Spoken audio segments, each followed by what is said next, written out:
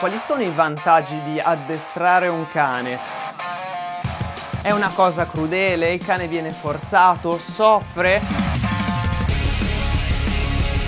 Noi invece vogliamo portare la cosa a un altro livello. Noi vogliamo con l'addestramento arrivare a sbloccare il potenziale del cane.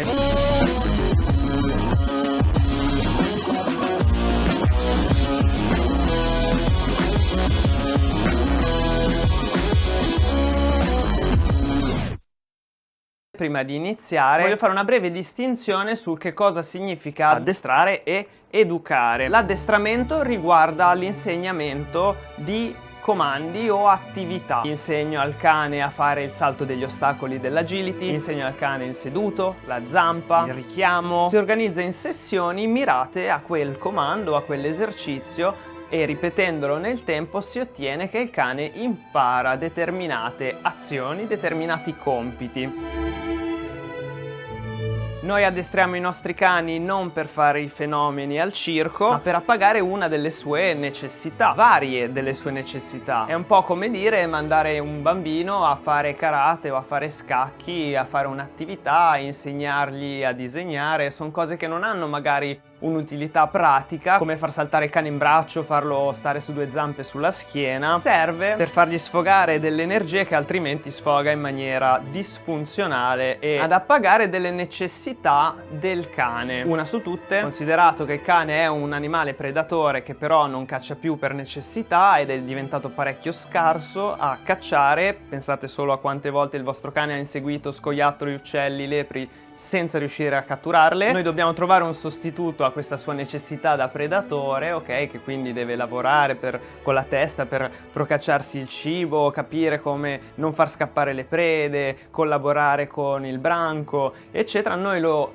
ricreiamo con le attività come l'agility, il retrieving, il soccorso nautico, l'obedience. Queste attività servono proprio per dare al cane un ruolo, dargli un lavoro e di conseguenza migliorare il rapporto con noi e curare o prevenire la formazione di disturbi del comportamento, che è la ragione per cui tutti siete qui su questo canale. Un'altra cosa è l'educazione. L'educazione significa insegnare un insieme di regole e limiti al fine di far sì che il soggetto possa inserirsi nella società in cui vive. E qui possiamo parlare del non saltare addosso, non mordere, non inseguire le persone, non abbaiare, non chiedere cibo da tavola, non fare pipì in casa e queste cose qua. Noi addestratori, quelli veri, utilizziamo il sistema del rinforzo positivo. Il rinforzo positivo significa che tutto ciò che noi insegniamo, sia addestramento che educazione, avviene con il metodo del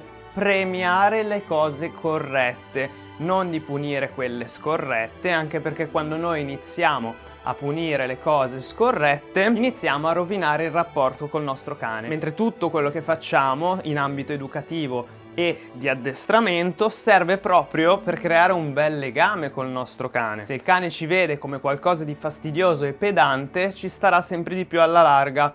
Ovviamente ci vorrà bene lo stesso, perché i cani hanno questa cosa che ti amano anche se sei un brutto bastardo, figlio di pezzo di rotto in culo.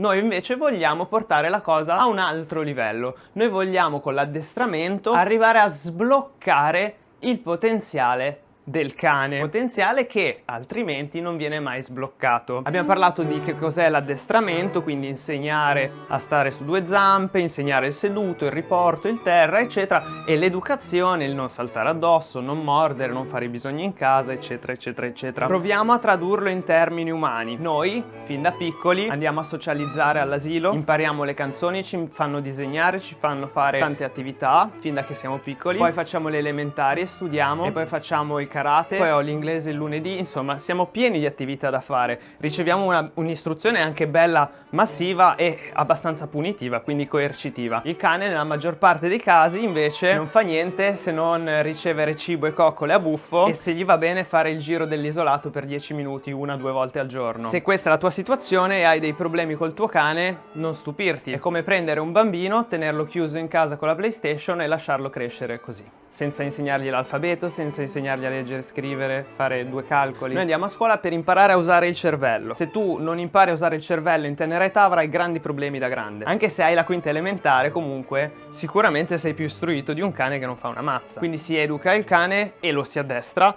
proprio per evitare che sviluppi dei disturbi comportamentali dovuti a vari fattori, ma in particolare all'assenza di istruzione, perché un bambino a cui non è mai stato insegnato a non rubare, ruberà, sarà violento, perderà subito le staffe appena qualcosa non gli va bene, mentre una persona istruita ragionerà e dirà: ne vale veramente la pena? Il cane è uguale. Un cane che ha fatto molto addestramento e quindi gli si è insegnato tanto, seduto, porta, stai su 2 zampe, aspetta, gira, vai, fai, chiudi la porta, avrà una mente più sviluppata, sarà più intelligente, sarà più appagato, perché appunto, come dicevo prima, stiamo rispettando delle sue esigenze. Il cane è un animale che ha delle esigenze, non lo puoi tenere in casa a far nulla.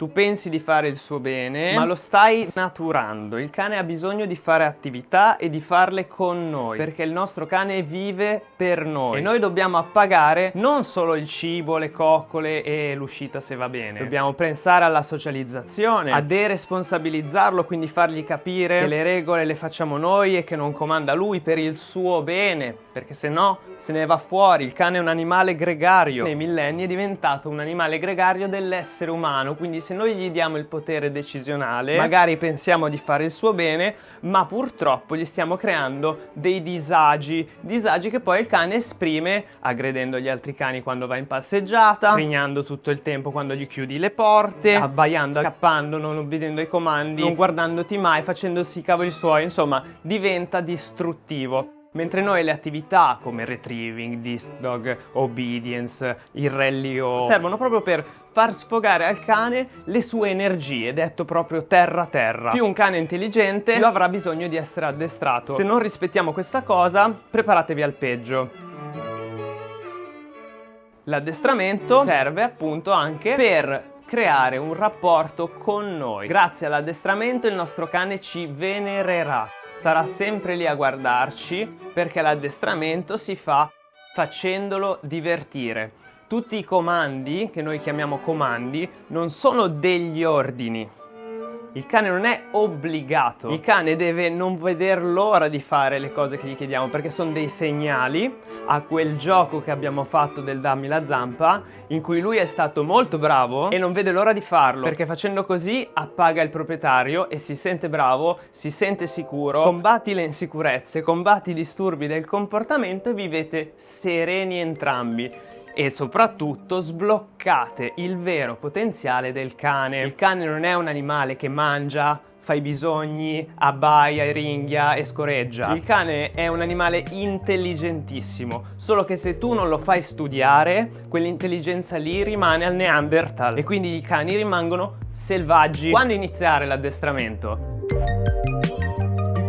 Appena prendi il cane, piano piano con le cose semplici, da subito. Perché? Perché i migliori pianisti, i migliori atleti, i migliori ballerini, i migliori hanno sempre iniziato da piccoli. Io ho studiato musica, tutti gli artisti che hanno fatto rivoluzioni nella musica avevano il padre che suonava la tromba, avevano quello che dirigeva l'orchestra. È così, tu nasci in una cosa, subisci un imprinting e quello te lo porti avanti per tutta la vita. Nel mio piccolo sono nato con un'esperienza molto forte con un pastore tedesco che fino ai 5 anni miei di vita mi ha fatto praticamente da baglia. E questo mi ha lasciato un segno pazzesco. Non mi paragonerei assolutamente a Mozart, ok? Però faccio questa cosa io coi cani perché è la cosa che mi viene più facile tra tutte le cose che ho imparato a fare nella vita, e penso che sia anche grazie al fatto che sono nato in mezzo ai cani con questa esperienza che è stata molto forte. Io ho sofferto molto quando il cane è venuto a mancare. Imparate a insegnare al vostro cane e il vostro cane ve ne starà grato. I disturbi del comportamento si sistemeranno, si creerà un rapporto che, ragazzi, se non avete mai fatto questo è un'altra vita, anche perché avere un cane che è una rottura di scatole è una